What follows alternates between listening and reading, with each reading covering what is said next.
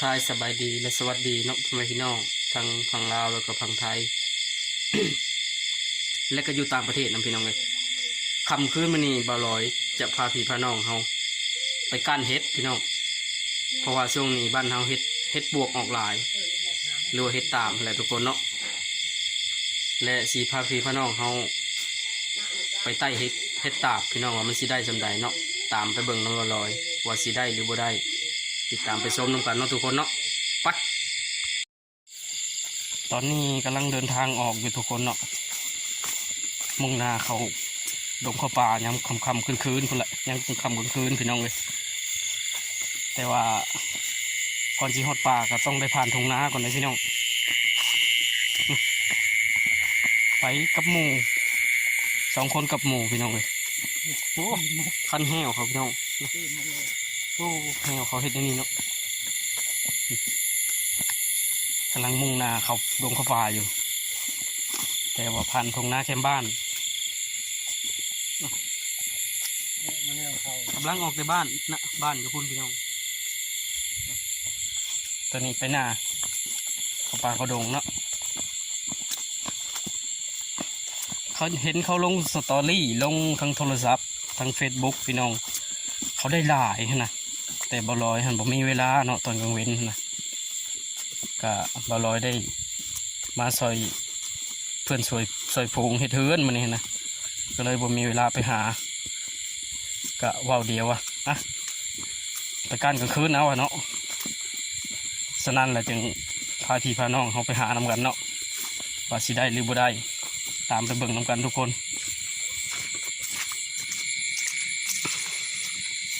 ตั้งไต่ขัวอยู่พี่น้องไต่ขัวสายนาเบิ้งพี่น้องโอ้โหเลิกเติบพี่น้องเลยไต่ขัวอยู่โอ้เลิก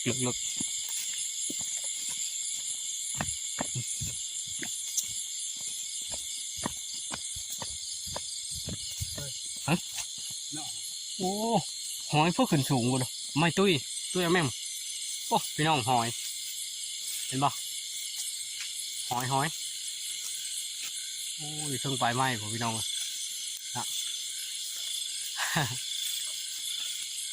อันนี้ก็ออกมาคนไหนกันตัวนึง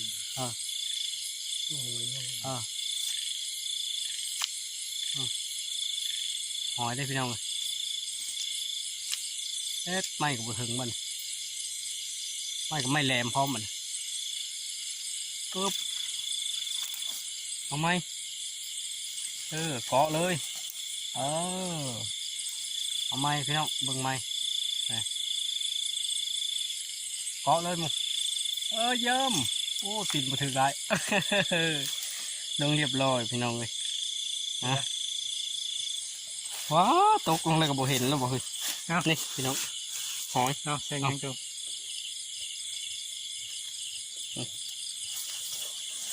มีอย่างมันกินได้เก็บไปเนาะทุกคนเนาะเผื่อปากเผื่อท้อง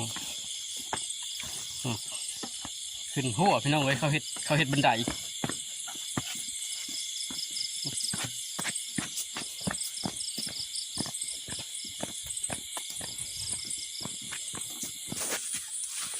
โอ้พี่น้องเลย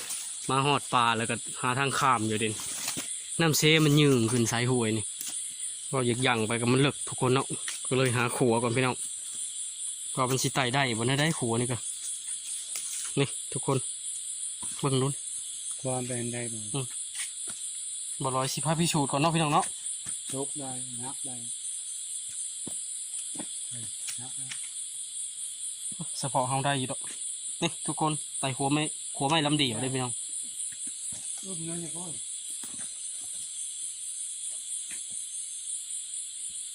จึกไม่ครับแกนอยู่เลยไม้เนี่ยไม่แค่ได้โอ้ได้เฉยพี่น้องไม่แค่ลำน้อยดิขามมาได้เฉยทุกคนระวังน้ำเด้อหมูเด้อน้ำหนักเกินกว่าเขาโอ้พี่น้องหมูกำลังไต่มาอยู่เดี๋ยวนี้เนาะเบิ่งน้ำกันโอ้เจอนะเฮ้ย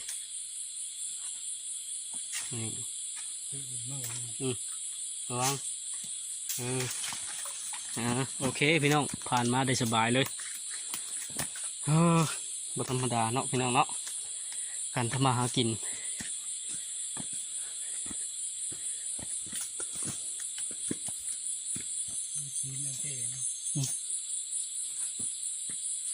คือก็เฮ็ดกราบหน่อยป้ากระช่าง อืม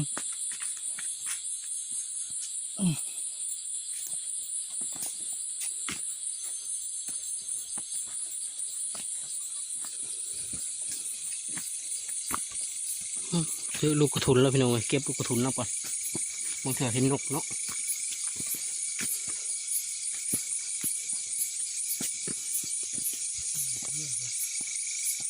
ข้าวเนี่ย อืม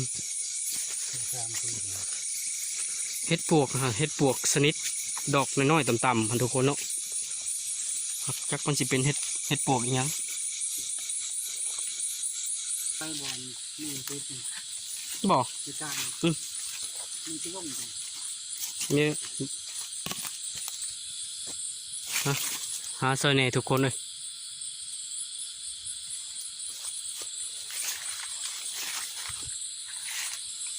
เพราะว่ามันแดดมา2-3 มื้อพี่น้องเอ้ยฝนตกหลังจากฝนตกลิ้นเนาะ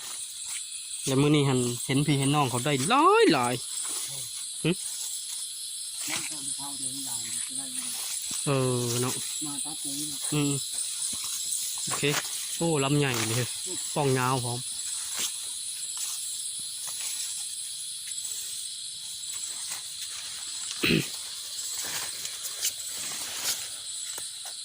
มีเฮ็ดตัวนี้หุ่นเด็กน้องที่เจอ ยังบ่ฮู้ว่ามันออกแบบใดเฮ็ดตามมันออกแบบตามปลายาเมนบ่ เข้าไปตามที่หน้า ดูมันออกตามป่าไม้กระชะบ่อนนะเราก็ยังบ่ฮู้จักคักปานใด โต๊ะน้องพ่อให้เดินอยู่ด้วย เนาะ เสียงน้อง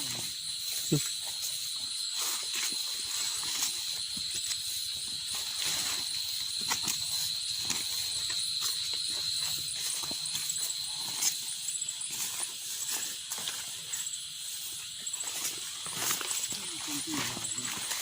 ใส่โอ้มาปงกีอยู่ทุกคนเนาะนี่พี่น้องโอ้อดบ่ได้แล้วบ่ลอยก่อนชิมก่อนมาพี่น้องมาหวานเจี๊ยบเลยพี่น้อง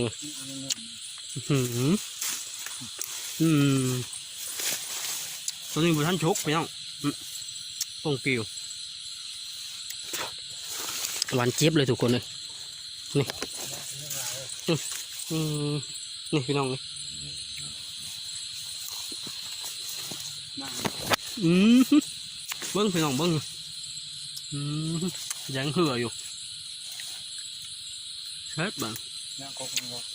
พอเดียวหากินมักปงกีอยู่นี่พี่น้องเอ้ยบันก็มาหาการเฮ็ดนี่เนาะเจอผมมักปงกีแล้วพี่น้องเอ้ยกินเอาน้อยมากเลย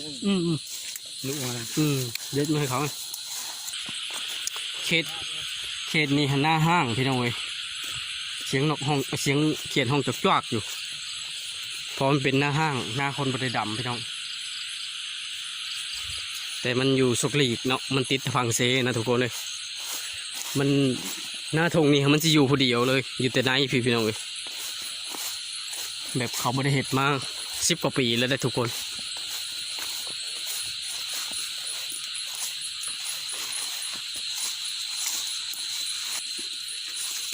ตอนนี้ก็เรียบแต่ฝั่งเซอยู่ได้พี่น้องเลยนี่คือเซเนาะเซเลยแหละพี่น้องที่บลอยกั้นเงื้อลงไปนี่เซเลยนี่ตัวนี้คือตะฝั่งมันตอนนี้บลอยเลาะตะฝั่งมันโอ้มันยังก่อนนี่ซักซบแบ่เนาะ เลยก็ ซักซบมันนะเห็นแต่โครงกระดูกแบ่เขาลงล้อเข้ามานี่แล้วมันตาย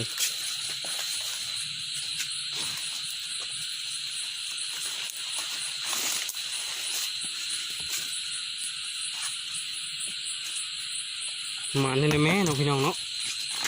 พอได้เห็นบลอยงามนี่นะ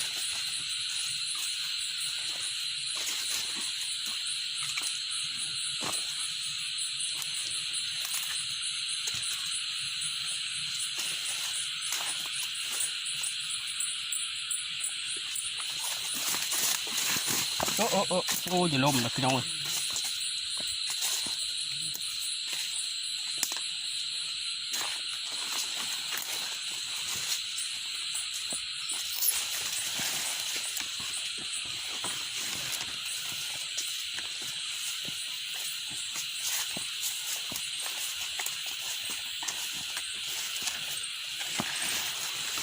ยังเขียดห้องอยู่หนองสักซากอยู่มันเป็นหนองเลยนาก็จะมีหนองแต่นาเขาไม่ได้เห็ดเขียดกระไรเนาะทุกคนเนาะ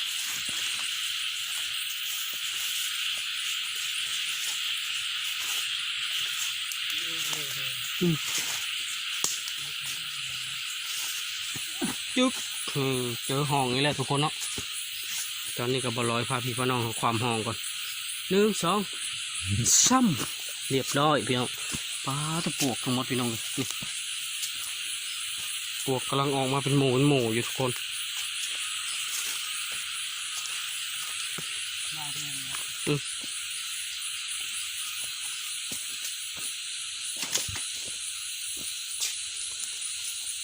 มันก็น่าจะเป็นตะมีอยู่ทุกคนเลยเนาะเบิ่งลักษณะดินนะมันก็เป็นตะออกเลยพี่น้อง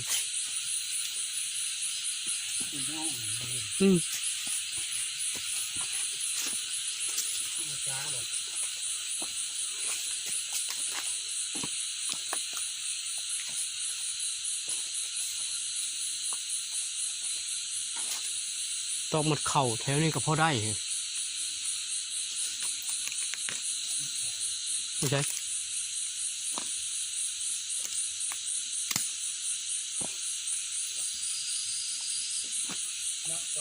โอ้ลายครับปอตัวลำบึงใหญ่เลยมวยโอ้ลายแถวนี้เนาะตาจะอ่อนกุดยากได้เป็นเพิ่นน่ะลำนี่ก็มักไงย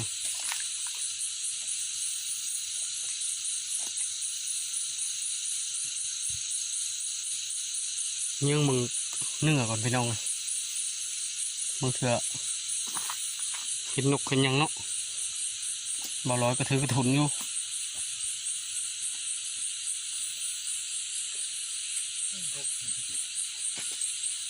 หกกระยับน้องพี่มันหกตั้งแต่ก็บ่ลอยกะบ่เคยมากันจากเถื่อได้พี่น้องเลยแต่อยากมาลองเบิ่งมื้อนี้เนาะ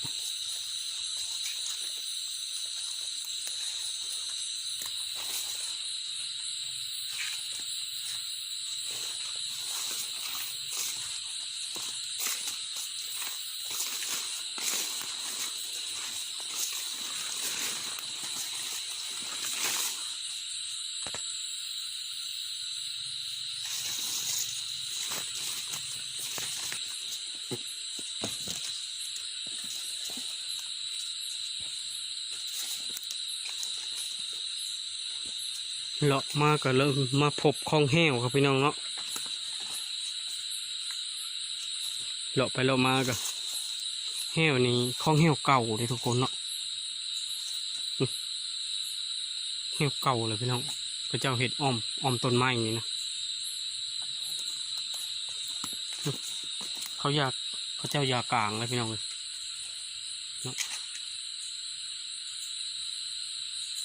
เขาเห็ดอ้อมต้นไม้เลยทุกคน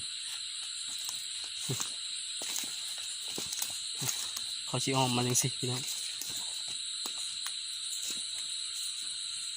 พบคลองแห้วพี่น้องก็อยู่แคมป์แต่ฝั่งเซนี่แหละเนาะเขาสิเห็ดในนี่พี่น้องคลองแห้วนี่พี่น้องแห้วเขาก็มันสิเป็นลักษณะแบบนี้ทุกคนเนาะแต่มันเป็นเสือกลีลงพี่น้อง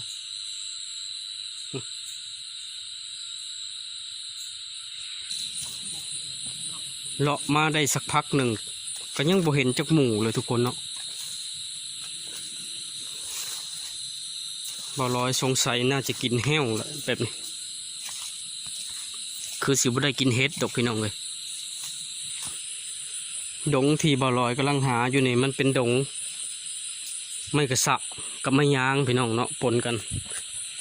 อันนี้คือดงป่าไม้กระสะพี่น้อง ปลาไม่กระสะปลาไม่ไข่พี่น้องเลย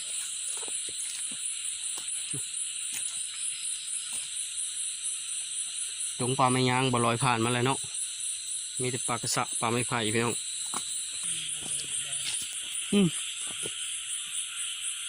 ยังบ่พบจักหมูเลยทุกคนเลยบ่ลอยคิดว่าลงเฮือนบ่ถึกยามแล้วเบ็ดน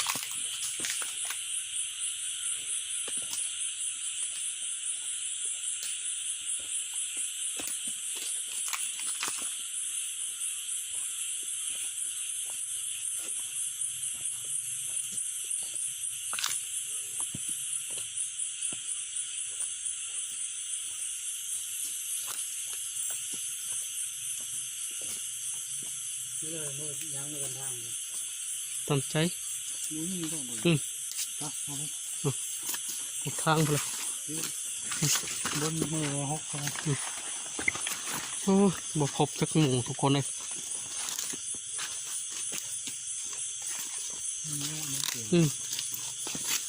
แถวนั้นพูนมันออกแถวของว่าวคุณ เจอที่ทางบอกดูจะทางให้กันเลย ยังมันมีป่ากระสะปลาไม่ไผ่อยู่มันบ่ทันออกบ่น้องพี่น้องเนาะคอยว่ามันยังบ่ทันออกแถวนี้บ่บืนก็บ่ฮื้อมันสิออกแถวนี้เนาะมันก็เป็นตะมีอยู่ได้พี่น้องเว้ย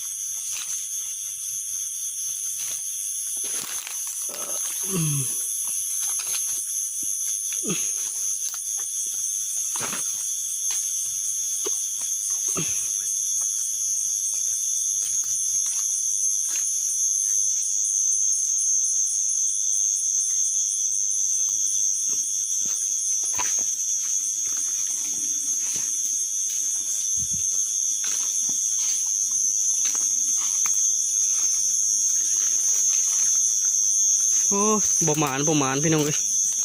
ตอนนี้กำลังหม่นออกหาทางอยู่พี่น้อง กำลังหาทางกลับบ่เห็นจักหมูเลยทุกคนเลยนะฮะออกมาทงนาเก่าเขาเลยพี่น้องเลยโอ้บ่ได้ดำเนาะปีนี้เนาะนานเนาะ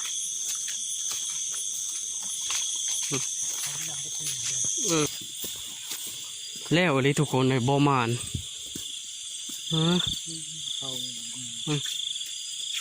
บ่หมานพี่น้องโอ้เขาเนี่ย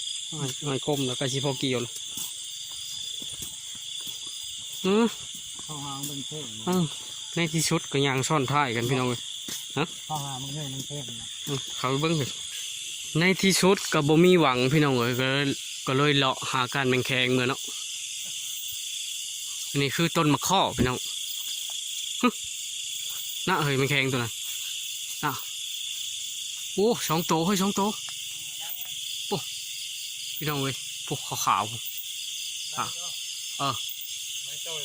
2 โต 3 โตเฮ้ยโอ้เจอเลยพี่น้องเลย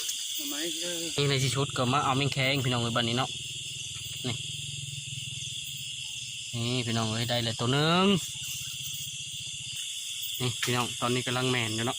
ลงมาแล้วทุกคนโอ้โบบินได้พี่น้องกลางคืนเลยนี่ชิวไปนี่นั่นนี่พี่น้องแมงแคง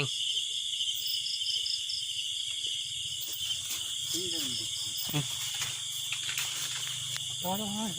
เฮ้ยใส่นะโอ้โอเคโอ้นี่พี่น้องตัวนี้ตกลงเองเลย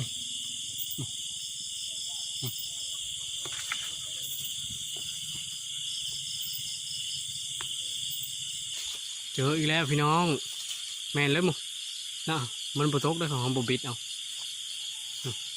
อยู่งานนะทุกคนหยุดเดี๋ยว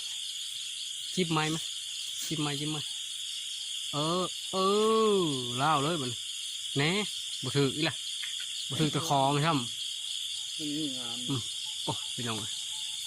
แมนแมงแคงแมงแคงนี่คันผู้หมักกะขอ คั่วแล้วก็ตำใส่แจ่วพี่น้องฮะโอ้โอ้คั่วแล้วก็ตำใส่แจ่วกับปูหมักกับจ้ำกับหอมๆมาได้วันหนึ่งเลยทุกคนพอกินเนาะสำหรับบ่ลอยครับพอกินพี่น้องเลยแต่ว่าปูหมักกับว่าขิวแม่นนี่พี่น้องอ๋อมี2 ตัวเลยงานนี่ตัวหนึ่งบ่ น่าจะเป็น นี่พี่น้องตัวนี้มันจะอยู่ต่ำเนาะตัวนี้เนาะนี่มันจะอยู่ในขวดต่ำๆในทุกคนเลยนี่ทุกคนเห็นละนี่แมงแคงนี่ฮะในที่สุดพี่น้องเลยก็เมื่อเป่าๆเนาะบ่ได้อีหยังได้แต่แมงแคงประมาณ10 กว่าโตวนี่แหละพี่น้องเลยสำหรับหาการเห็ดตาบเห็ดปวกฮาร์โมนีเนาะได้แมงแคงประมาณ10 กว่าโตวนี่อยู่แยงนี่พี่น้องเลยแมงแคงนี่พี่น้องเลยนี่โอเคคลิปนี้ไว้ชั้นนี้ก่อนทุกคนเนาะขอขอบใจท่านผู้ชมทุกท่านอยู่ทางบ้านขอขอบใจ